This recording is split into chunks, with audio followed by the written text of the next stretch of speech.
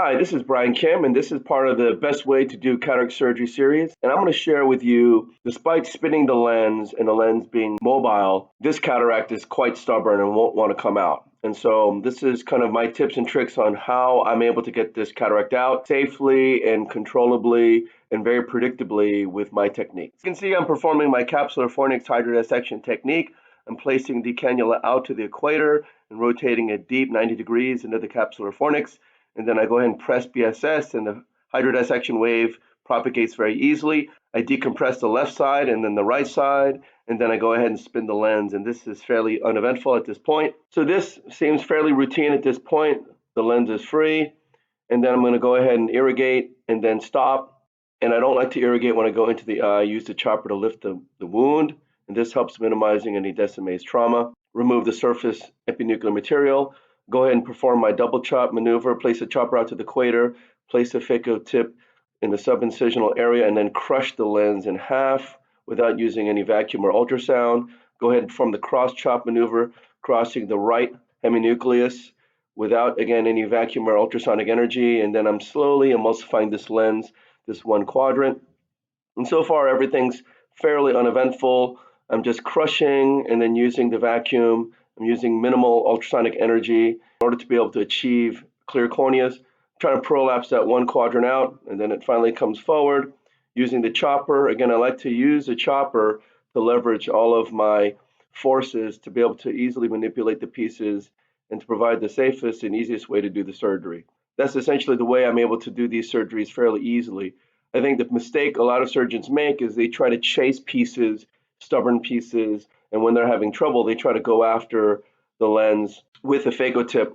When you use vacuum, in some cases, and definitely with ultrasonic energy, you can rupture the bag or make a mistake. And so you can see here the left side heminucleus is really stubborn and it doesn't want to come out, and it's not wanting to spin. And so rather than trying to just rip zonules and push it, you saw I used a chopper to lift the inferior pole of that heminucleus, and so that part of the lens was able to come out. Again, I'm trying to use some vacuum to pull that piece out, and so sometimes you can leverage the vacuum to help you grab the pieces and pull them out of the bag, and so I went ahead and did that there, and so you're able to crush the lens pieces as I go. And again, I like to always place the chopper deep to the bag whenever I'm using the ultrasonic energy or vacuum, just in case the posterior capsule wants to come forward.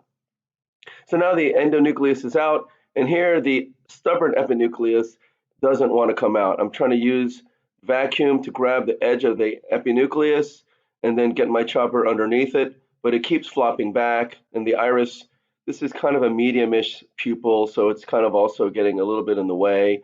I'm using the chopper to try to retract the iris as I grab the edge of the epinuclear material. Alternatively, I could have tried to go ahead and re-hydrodissect the epinucleus, but rather I use a chopper to grasp the edge of the epinuclear material, and I'm able to use the chopper to prolapse and pull on the epinuclear material, and essentially I'm lifting it away from the posterior capsule. In doing so, I'm able to be confident about grabbing the epinuclear material with the vacuum, again, because I'm able to pull with the chopper the material up and away from the posterior capsule. And so I've seen too many surgeons try to go after this with the phaco tip, and I think this is quite dangerous. Again, I think re-hydrodissecting would have been an excellent maneuver to be able to prolapse that lens material. You can even not just use BSS, but you can also use viscoelastic to help create separation between the posterior capsule and the epinuclear material. So I want to reiterate, whenever you're in trouble, the instinct for the surgeon is to try to grasp pieces with the phaco tip. Using vacuum to grab things, as well as using ultrasonic energy to grab lens material in an uncontrolled way when you're having trouble, is the worst decision to make, and I see it far too often. A better option is to grasp things with the chopper. The chopper is not dangerous. There's nothing that you can grasp or phaco to cause damage, especially the posterior capsule. So it makes far better sense to grasp and pull with the chopper. It's very safe. You can pull it and place it out to the equator. You can place it even deep in the capsular bag near the posterior capsule, and you can prolapse the lens material away from the danger zone, and then go ahead and attack it with the phaco tip with the vacuum.